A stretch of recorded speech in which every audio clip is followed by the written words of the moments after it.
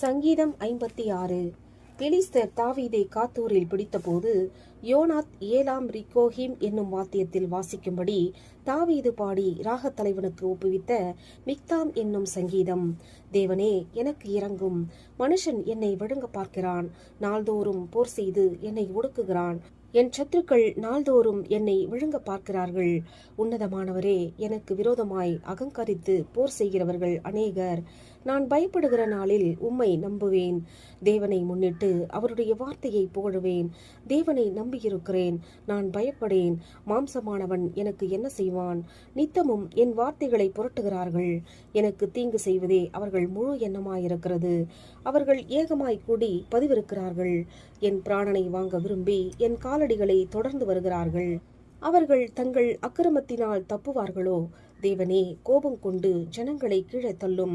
என் அலைச்சல்களை தேவரீர் எண்ணியிருக்கிறீர். என் கண்ணீரை உம்முடைய துருத்தியில் வையும்.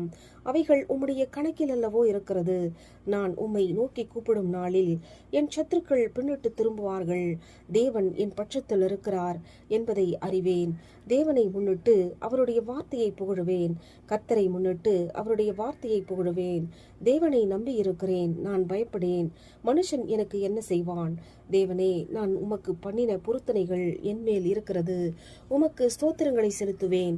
நான் தேவனுக்கு முன்பாக ஜீவனுள்ளோருடைய வெளிச்சத்திலே நடக்கும்படி நீர் என் ஆத்துமாவை மரணத்துக்கும் என் கால்களை இடரலுக்கும் தப்பியாதிருப்பீரோ. ஆமேன்.